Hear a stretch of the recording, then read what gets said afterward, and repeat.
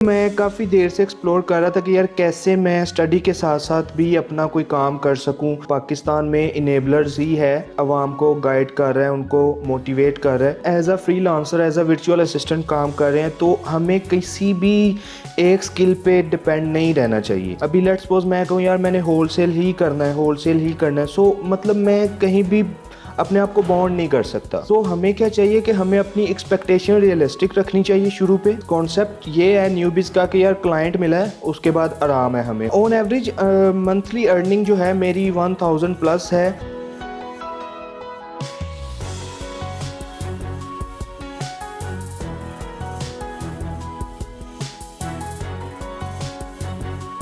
अस्सलाम वालेकुम नाज़रीन, journey to e commerce with enablers के साथ मैं हूं आपका मेज़बान अली रहमान खालिद।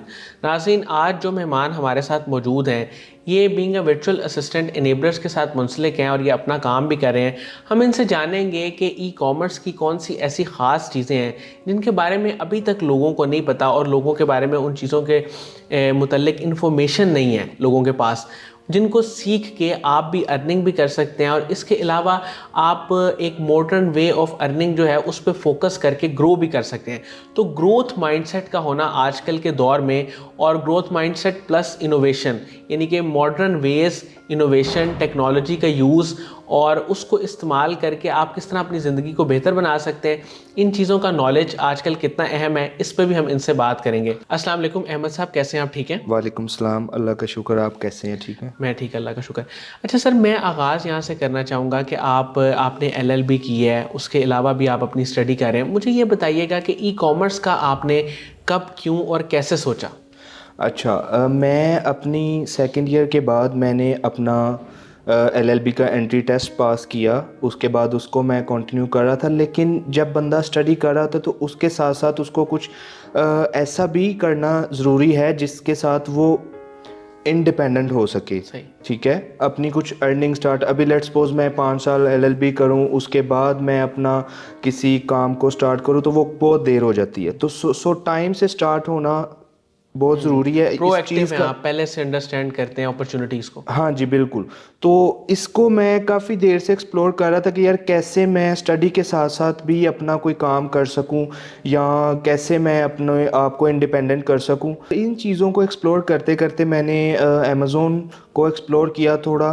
फिर मैंने देखा कि यार हमारे जो पाकिस्तान में इनेबलर्स ही है जो कि इस चीज़ के बारे में आवाम को गाइड कर रहा है, उनको मोटिवेट कर रहा है। तो फिर मैंने इनेबलर्स को ज्वाइन किया और साथ ही मैंने ई कॉमर्स की जर्नी स्टार्ट की अपनी। अच्छा, मुझे ये बताइएगा कि आप इस वक्त एफपीए होलसेल का भी काम कर रहे हैं, प्राइवेट जी लेबल की भी सर्विसेज दे रहे जी हैं, जी। तो ये दोनों काम आप क्यों कर रहे हैं? आपने कोई एक स्पेशलाइजेशन क्यों नहीं चूज़ की? देखिए, हम as a freelancer, as a virtual assistant काम कर रहे हैं, तो हमें किसी भी एक स्किल पे डिपेंड नहीं रहना चाहिए। अभी लेट्स सपोज मैं कहूँ यार मैंने होलसेल ही करना है, होलसेल ही करना है, सो मतलब मैं कहीं भी अपने आप को बाउंड नहीं कर सकता। सही। जिस हिसाब से मार्केट की डिमांड जिस चीज़ में बढ़ रही है, मुझे उस चीज़ वो स्किल सीखनी ही पड़ेगी, फिर ही मैं अपने आप को स्केल कर पाऊँगा। अगर मैं कहूँगा कि यार मैंने ओनली होलसेल की सर्विसेज देनी है, तो मैं एज अ वर्चुअल असिस्टेंट कभी अपने आप को स्केल नहीं कर पाऊँगा। सो हमें मार्केट के हिसाब से चलना पड़ता है। और ये जो आप कह रहे हैं कि प्राइवेट लेबल एंड होलसेल, इसकी सर्विसेज जो है पहले मैंने खुद दी इंडिविजुअली, अब मैंने एक प्रॉपर टीम फॉर्म की है और हम एज अ टीम काम कर रहे हैं सर, अपने टीम क्लाइंट के साथ। बिल्डिंग की कितनी अहमियत है ई कॉमर्स में? मतलब अगर आप सोलो काम कर रहे हैं उसमें और एज अ टीम काम कर रहे हैं, कितना फ़र्क पड़ जाता है? देखें, अगर आप सोलो काम कर रहे हैं तो आप होलसेल के 2 तो 3 क्लाइंट्स आप डील कर सकोगे। अगर ज़्यादा काम होगा तो आप उसको हैंडल नहीं कर पाओगे। एज अ टीम अगर आप में लीडरशिप है तो आप अपनी टीम बिल्ड करो, उसका आपको बहुत ज़्यादा बेनिफिट होगा। आप इसको बहुत एंड लेवल तक स्केल कर सकते हो। सही। अच्छा, मैं यहाँ पे जानना चाहता हूँ आपसे कि बहुत सारे जो स्टूडेंट्स हैं वो ई कॉमर्स में आते हैं, बड़ा शौक़ होता है उनको, उनकी एक्सपेक्टेशन बहुत हाई होती है। वो ट्रेडिशनल काम को जो है ना वो कई साल देने को भी तैयार हैं उसको जी जी। सीखने के लिए, लेकिन ई कॉमर्स में वो चाहते हैं कि हम जल्दी से सीखें तो अर्निंग स्टार्ट कर दें। तो मुझे ये बताएं कि आप इस प्रोसेस को, इस चीज़ को कैसे देखते हैं? देखें, ई कॉमर्स जैसे अमेज़ोन और डिफरेंट स्किल्स हैं। अमेज़ोन भी एक स्किल है, उसकी होलसेल या प्राइवेट लेबल। सो हमें क्या चाहिए कि हमें अपनी एक्सपेक्टेशन रियलिस्टिक रखनी चाहिए शुरू पे। उसके बाद हम फर्स्ट लर्न करें हर चीज़ को, अपने स्किल्स को पॉलिश करें, फिर हम अर्निंग की तरफ आएंगे। सो ये कोई क्विक रिच स्कीम नहीं है कि आप 1-2 माह में बहुत आप एंड लेवल तक, हाँ ये डिपेंड करता है आपकी मेंटेलिटी पे, आप कब तक इस चीज़ को पूरी तरह अंडरस्टैंड कर लेते हो इस सारे प्रोसेस को। कुछ लोगों की 1 माह में भी अर्निंग स्टार्ट हो जाती है, कुछ लोगों को 6-7 माह भी लग जाते हैं। तो ये आपकी मेंटेलिटी पे डिपेंड करता है आप किस तरह इस चीज़ को ले रहे हो। सही।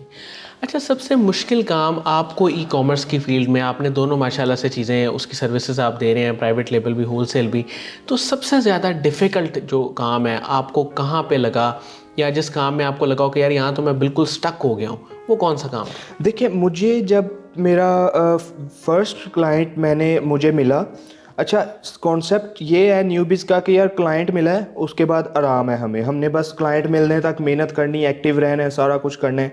लेकिन आई फील कि क्लाइंट जब आपको मिलता है ना पहला, उसके बाद आपकी सही मेहनत स्टार्ट होती है। तो जब मुझे फर्स्ट क्लाइंट मिला तो आई वॉज़ वेरी न्यू, तो मैं वर्क किया उधर, मैंने अपने सीनियर्स के साथ कोलैबोरेशन की। फर्स्ट क्लाइंट से मैंने 3-4 माह तक कुछ भी खुद अर्न नहीं किया, मैंने अपने सीनियर्स को अटैच करके उनसे काम सीखा एंड उनके साथ मिलके उस प्रोजेक्ट को हैंडल किया। जब मुझे खुद सारा काम आ गया, अब मैं जो है वो खुद कर रहा हूँ।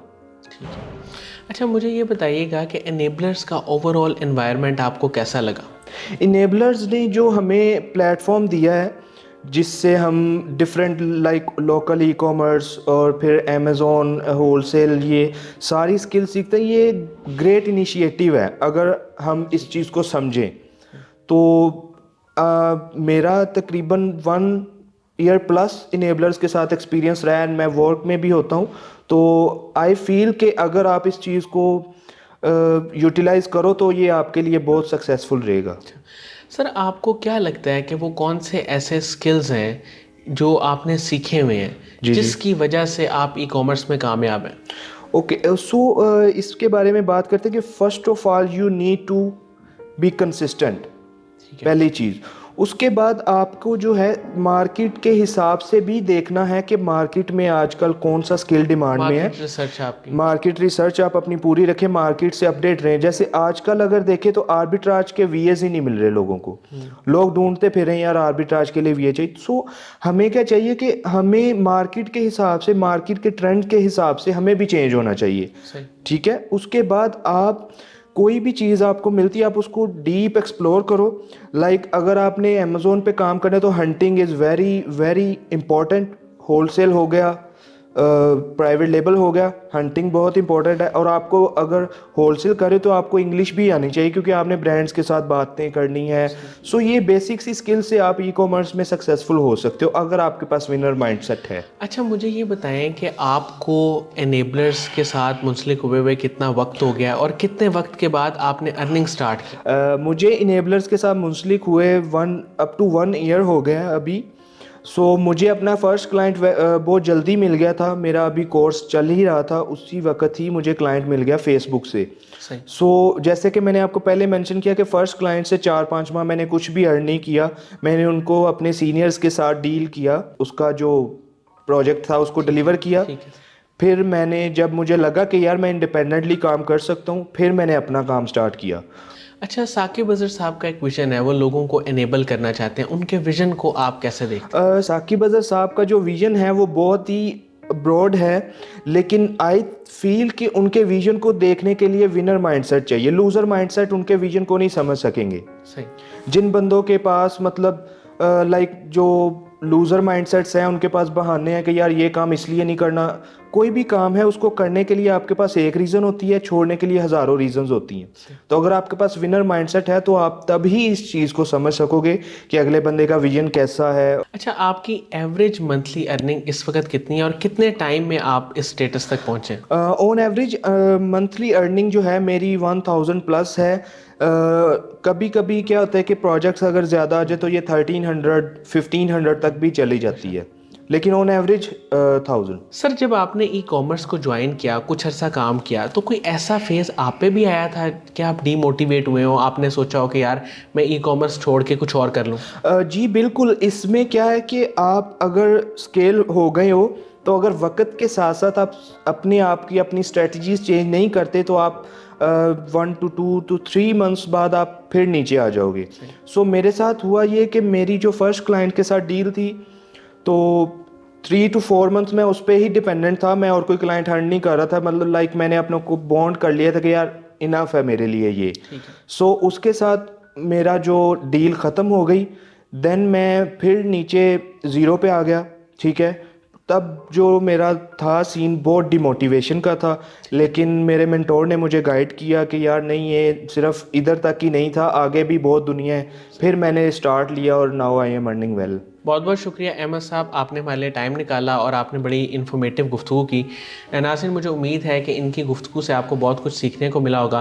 ख़ास तौर पे इन्होंने बहुत डिटेल में बताया कि कौन कौन से स्किल्स जो हैं वो रिक्वायर्ड हैं ई कॉमर्स में सक्सेसफुल होने के लिए, और फिर उन्होंने अपनी अर्निंग और थ्रू आउट अपनी जर्नी बताई। इसके साथ ही इजाज़त दीजिए, अपना बहुत ही ख्याल रखिएगा। इंशाल्लाह दोबारा हाज़िर होंगे एक नए इंटरव्यू के साथ। अल्लाह हाफ़िज़।